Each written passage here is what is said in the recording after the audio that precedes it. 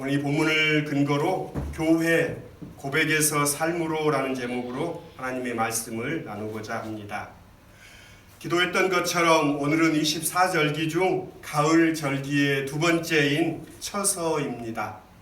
한낮은 덥지만 아침 저녁으로 신선한 바람이 불어오는 계절입니다. 여전히 더위는 남아있지만 가을의 기운을 느끼며 한 주간 강건하시길 빕니다. 오늘 본문 19절에 천국 열쇠라는 본문을 읽으면서 영국 출신의 의사이자 소설가인 A.J. 크로닌의 천국의 열쇠가 생각이 났습니다. 1942년에 책으로 발표되었고 44년에는 영화화되었습니다.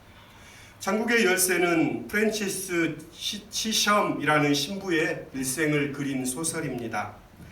상반된 성경의 두 인물 프란시스 치섬과 안셀모 밀리가 등장합니다. 치섬 신부는 인종, 국가, 종교, 종파를 초월한 인간에 대한 깊은 사랑을 용기 있게 실천한 사제로, 그리고 반면 안셀모는 설교를 잘하고 인기가 있으며 예의 바르고 부침성이 있어 교황청과 교구의 인정을 받아 고위 성직자의 길을 갑니다. 이 두 신부의 길을 이 책은 보여줍니다.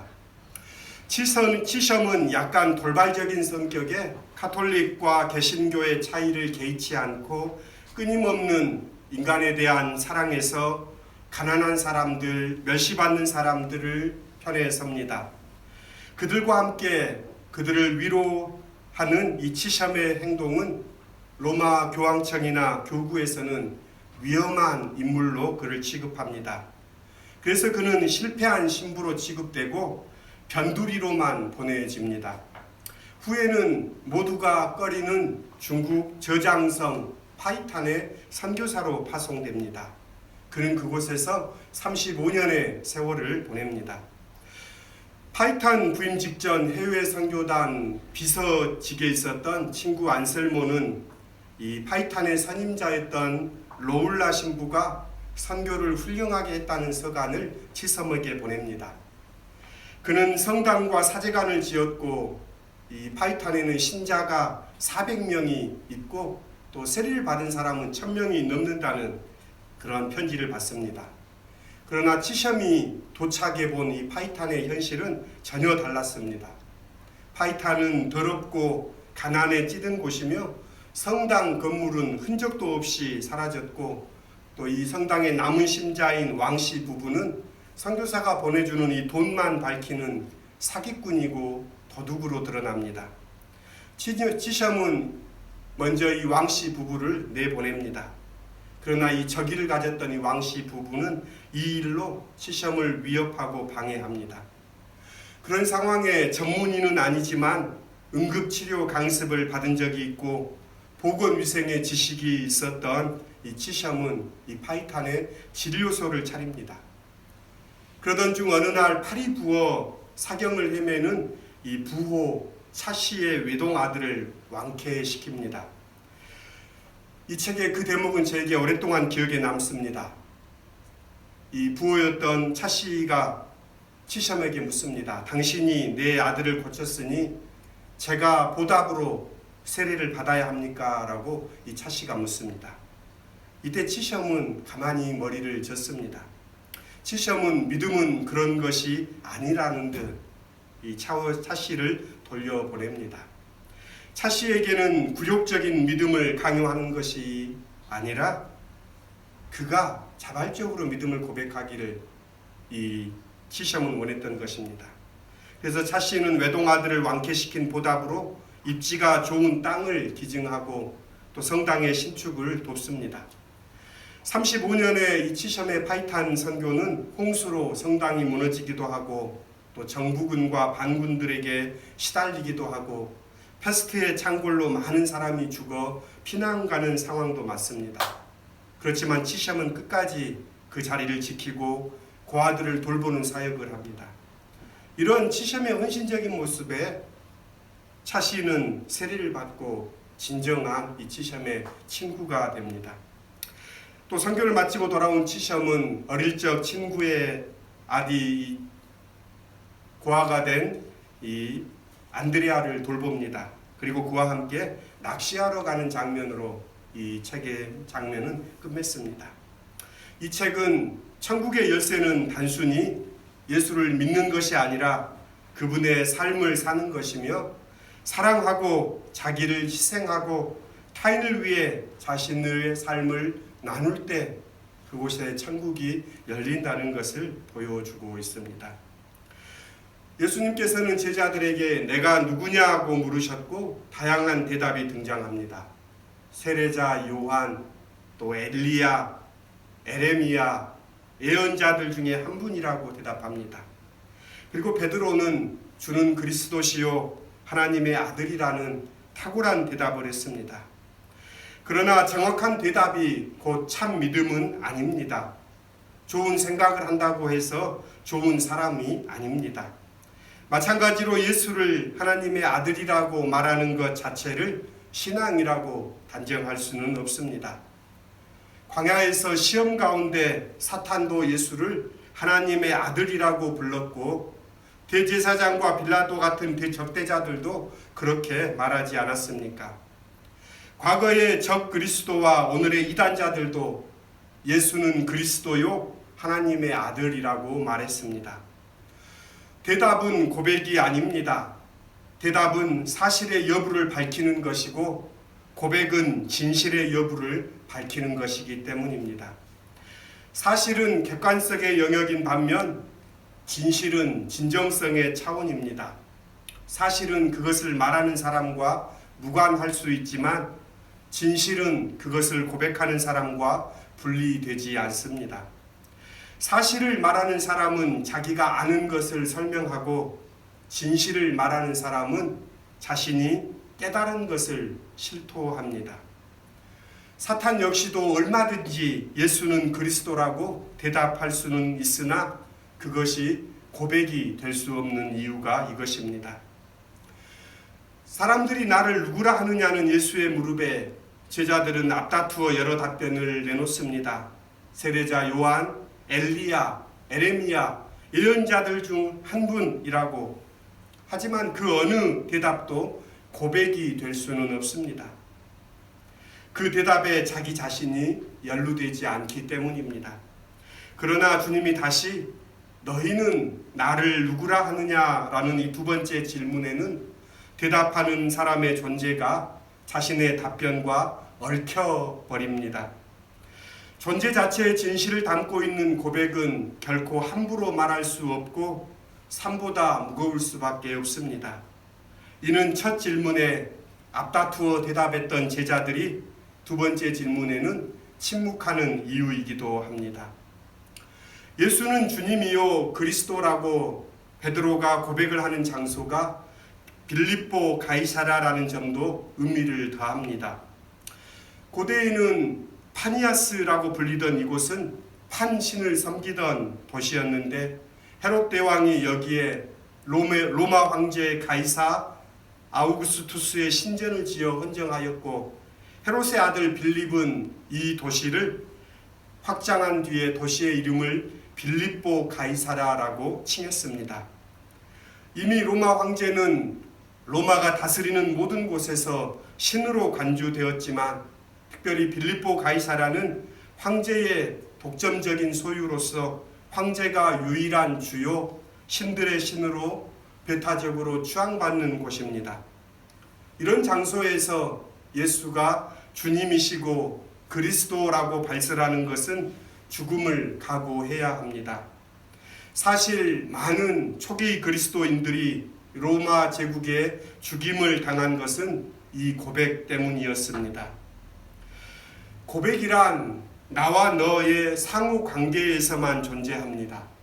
진실을 깨닫게 되는 것이고 깨달았다는 것은 다름 아닌 당신이 가르쳐 주었다는 뜻입니다.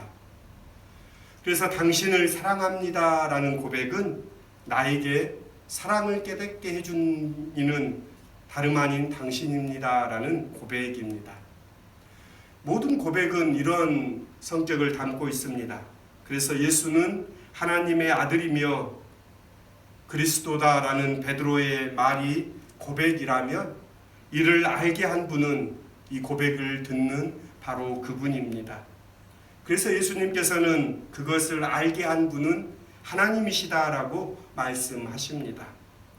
하나님이 알려주셨다는 점에서 그것은 계시이며 하나님의 은혜로 주어진 선물입니다. 이것이 하나님께 대한 믿음입니다. 그런데 베드로의 고백은 참되지만 한 인간으로서의 베드로는 여전히 위태롭습니다. 베드로는 고난의 길을 가겠다는 예수님을 가로막아서다가 사탄이라는 꾸지람을 듣습니다. 예수를 위해 죽음을 무릅쓰겠다고 장담도 하지만 그 위험을 피해 스승을 배신하고 예수를 모른다고 3번이나 부인하고 맙니다. 고백 이후에도 여전히 무리를 걷기도 하고 빠지기도 하는 베드로입니다.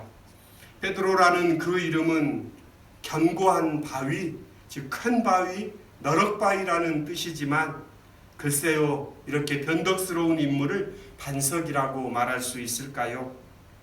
그럼에도 불구하고 베드로는 반석이라는 새 이름을 얻습니다. 원래 이름은 시몬이었지요. 시몬이 베드로가 된 것입니다. 여기서 베드로 반석이란 흔들림 없는 인간 베드로를 지칭하기보다는 고백하는 인간 베드로를 가리킵니다. 인간은 언제나 불완전한 갈대이지만 고백하는 순간만큼은 태산 같은 반석입니다. 제 아무리 큰 죄인이라도 잘못을 고백하고 뉘우치는 순간은 성스럽습니다. 고백은 불완전한 혈육의 지식과 의지를 표현하는 방법이 아니라 하나님의 선물인 계시를 표현한다는 점에서 그렇습니다. 베드로의 이 고백 위에 주님께서는 이 반석 위에 교회를 세우겠다라고 말씀하십니다. 예수는 그리스도요 하나님의 아들이라는 고백이 교회의 토대가 된다는 의미입니다. 에클레시아에 해당하는 교회라는 말은 특수한 동질성을 지닌 사람들의 모임을 뜻합니다. 그 동질성이란 베드로가 고백했던, 그래서 자신의 고백으로 삼는다라는 점에서 동질성입니다. 이를 고백하는 이들의 모임이 교회입니다. 조직이나 외연, 종제 방식이나 승인 여부 등의 조건들보다는 모인 이들의 고백이 교회의 본질입니다. 그 고백은 주님께 대한 고백이요 주님이 깨닫게 하신 고백입니다. 죽음의 힘이 요동치는 세상 속에서 교회는 풍랑 위의 배처럼 흔들리기도 하고 때로는 물에 빠져들기도 합니다. 그러나 분명한 약속은 죽음의 힘이 교회를 이길 수 없다는 것입니다. 배가 파손된다고 해서 교회가 무너진 것은 아닙니다. 교회는 눈에 보이는 배가 아니라 고백하는 공동체이기 때문입니다. 죽음이 사랑을 이길 수 없듯 진정한 고백은 언제나 죽음을 넘어섭니다. 주님께서는 음부의 권세가 이기지 못하리라 그러면서 교회에 이 천국의 열쇠를 맡깁니다. 그런데 많은 사람들이 이 천국의 열쇠를 마치 누군가를 사면하고 누군가를 심판하는 어떤 권세처럼 착각합니다. 천국 열쇠는 그런 능력이 아닙니다. 오히려 천국의 열쇠는 용서하는 능력, 끝없이 포기하지 않고 사랑하는 능력을 말합니다. 크로닌이 천국의 열쇠에서 보여준 치섬의 삶, 어쩌면 그것이 천국의 열쇠입니다. 무엇을 믿는가가 중요했던 때가 있었습니다. 그 시대를 교리의 시대라고 하는데요. 그래서 신앙을 마치 무엇을 믿는가 하는 지적인 문제처럼 여기게 되었습니다.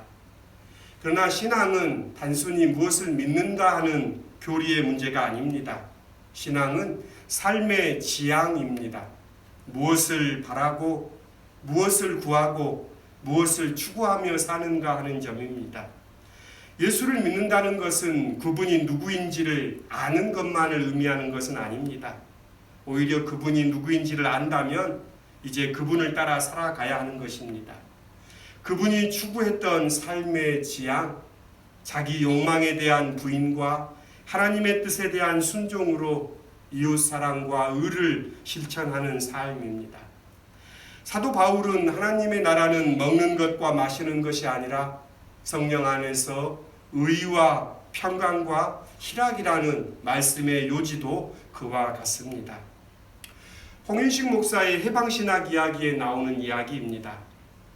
아투에 있는 에스파놀라 섬 타이노 부족의 족장이었습니다.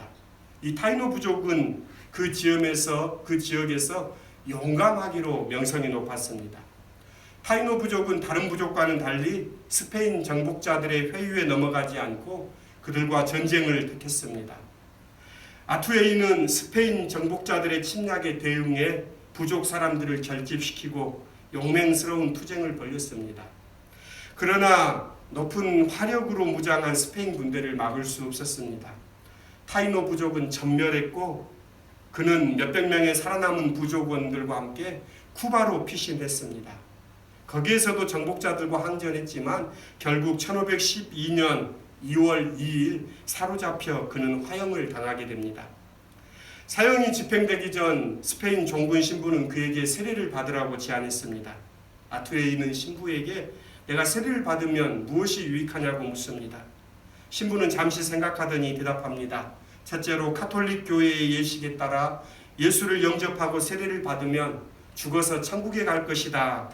두 번째로 그대는 세례를 받은 카톨릭 신자이므로 형별을 감형받을 수 있다. 산채로 화형을 받는 대신에 먼저 사형을 집행하고 그 후에 화형이 처해질 것이다 라는 대답이었습니다. 아투에이 신부의 답변을 듣고 잠시 생각한 후에 그는 되물었습니다. 그렇다면 여기에 나를 둘러싸고 있는 이 사람들, 아무 잘못한 것이 없는 나의 아내와 딸을 강간하고 죽이고 가족을 겁탈하고 그리고 나의 집을 불태우고 나의 온 재산을 빼앗고 가축들을 탈취해간 이 군인들도 천국에 가는가?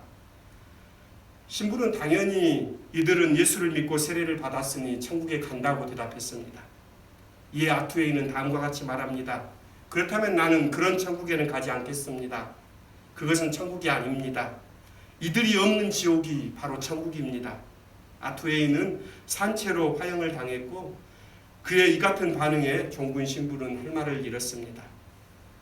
아투에이는 이런 증언도 했습니다. 여러분이 지금 보고 있는 내 손의 금은 보화, 이것이 스페인 사람들이 섬기는 그들의 신입니다. 이것들을 위해 그들은 전쟁을 벌이고 우리를 죽입니다. 이것들 때문에 그들은 우리를 탄압하고 있습니다. 이런 고백을 하지요. 예수를 주로 고백한다. 이 고백에서 삶으로 옮겨가지 않느나 이 고백은 주문일 뿐입니다. 주문은 천국의 열쇠가 될 수 없습니다. 주님은 묻습니다. 너희는 나를 누구라 하느냐? 이 고백은 우리 자신이 주님과 함께 얽혀 하나로 맺어지는 것입니다. 신앙은 고백을 삶으로 번역하는 것입니다.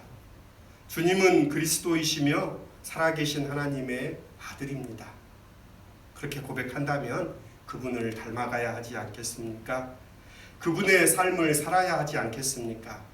배가 파손된다고 해서 교회가 무너지는 것은 아닙니다.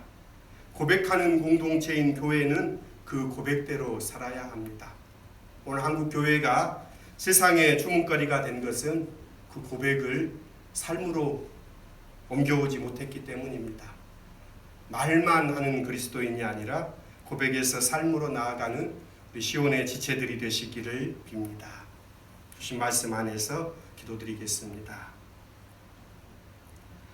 예수는 주님이시다고 귀신들도 떠든다고 성경은 우리에게 증언합니다. 주님, 우리의 삶이 믿음과 일치하게 해 주십시오. 신앙 따로 삶 따로 어떻게 살 수 있겠습니까? 정신분열자처럼 살고 있지는 않습니까? 주님을 무관한 사람이 아니라 주님을 닮아가는 사람이 되게 해 주십시오.